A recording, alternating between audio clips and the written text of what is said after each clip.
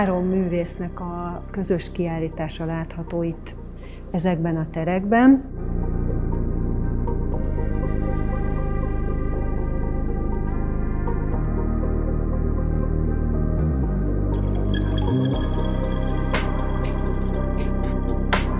Gyakorlatilag 3 különböző művészeti ágat képviselő ember közös kiállítása mégis egy összhangot sugároz számunkra, és tulajdonképpen most azt szeretnénk megfejteni, hogy mi adja ezt az összhangot, tehát miből következik az, hogy az ő műveik ilyen jól együtt élnek itt ezekben a terekben.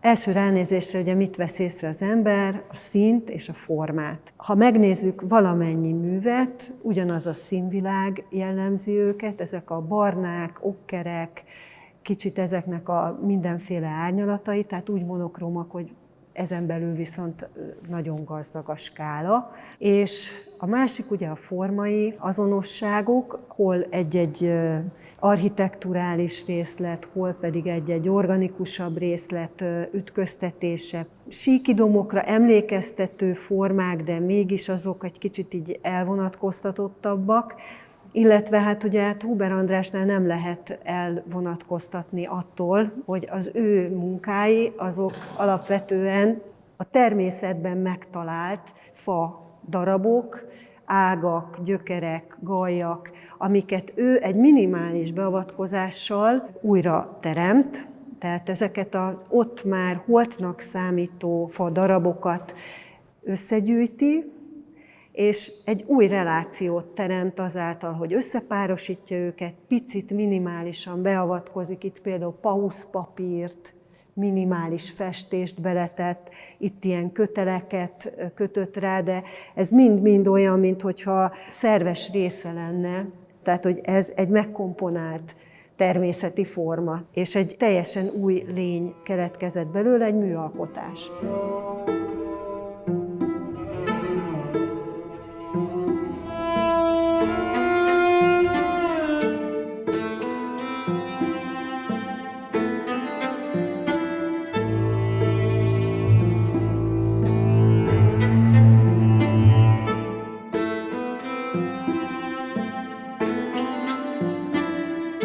Másrészt meg ugye ezek ott a természetben is nagyon, nagyon szépek, gyönyörű látványt nyújtanak, csak hát ott ugye pusztulásra vannak ítélve. És ettől, hogy ő ezeket behozza, így meg is menti ettől őket, de közben magukon hordozzák ennek a pusztulásnak minden jelét, és ugyanez az összes többi kiállítónál is elmondható, hogy ez a roncsolás, a pusztulás, az válik egy ilyen ismételt közös nevezővé. Megint találtunk egy közös szálat, az időnek a munkáját nem csak, hogy imitálják, hanem konkrétan be is építik a művészetükbe, és akkor itt ugye felvetődik az is, hogy minden művésznek az a vágya, hogy túlélje a saját korát, hogy valami maradandót alkosson, hogy valami olyan jöjjön létre, ami nem csak holnap, meg 10 év múlva, 100 év múlva, de akár örökké megmarad. Na mondjuk, ugye ez egy olyan dolog, hogy itt már csak az idő lehet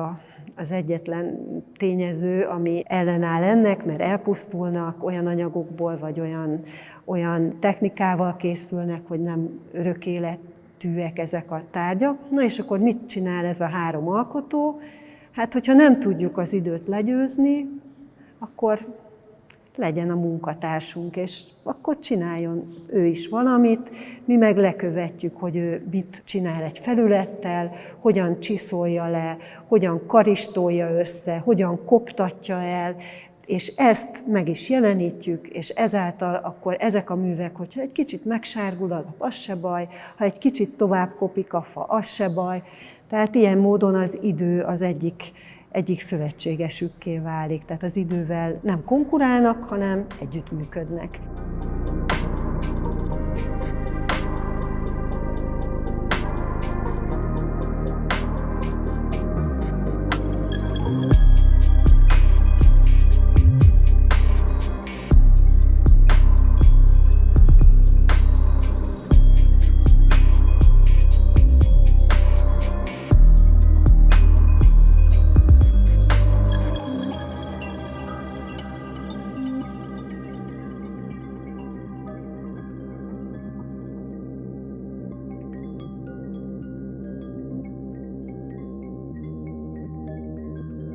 Itt a Báltai Sándor műveinél pedig láthatjuk ezeket a papíröntvényeket, amik egy ilyen nagyon rusztikus, élő felület, már-már olyan, mint az emberi bőrnek a felülete, szinte lélegzik, és ezekben jelennek meg azok a mértanias formák, itt egy négyzetszerű forma jelenik meg, máshol ilyen architekturális, vagy ezek sírkő lenyomatok, olyan, minthogyha egy leletet látnánk. Tehát ez konkrétan egy régészeti lelet hatását kelti.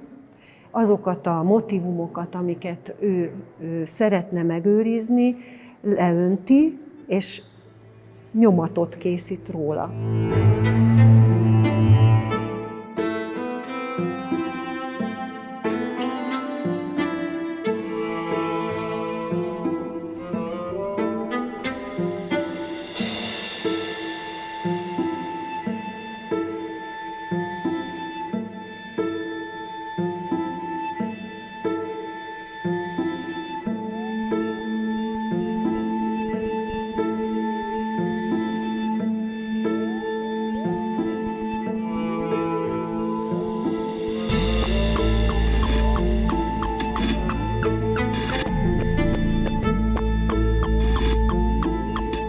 Ezek a munkák, ezek sokszorosított grafikai eljárással készült egyedi nyomatok.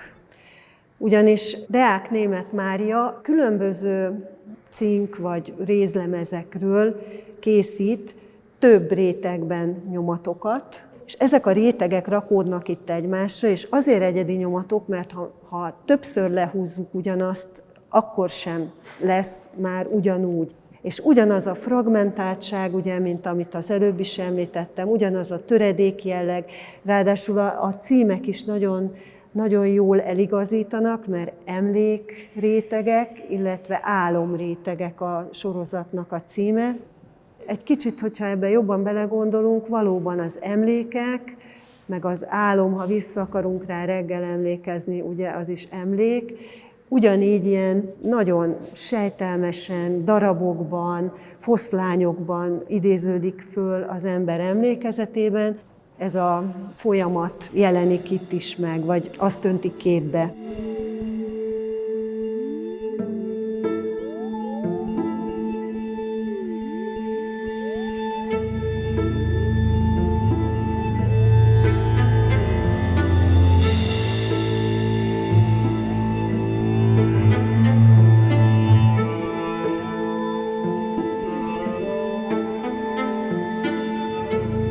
Természeti formák és az ember alkotta formáknak az ütköztetése, vagy azoknak az összehangolása, azoknak az együttműködése nagyon jól érzékelhető. Hatalmas terekben vagyunk, és nagyon jól is érvényesülnek itt ezek a munkák, és már mindjárt ilyen nagyon attraktív, meg látványos, hogy így belép az ember, és nagy hatást tesz rá, de ugyanakkor mindegyik mű rafináltan arra ösztönzi az embert, hogy közel is lépjen hozzá. Tehát egy ilyen intim közelségbe vonz, mert mindegyiken annyi apró részlet, annyi érdekes megoldás van, hogy az ember óhatatlanul is odahajol, közel megy, hát a szobrokat ugye eleve körbe lehet járni, vagy egész közel lehet hozzá hajolni. Ez a kettősség, ez is megint olyan, mint a természet, hogy az ember kimegy egy erdőbe, és így egybe azt a nagy, hatalmas lombokat látja, az is lenyűgözi,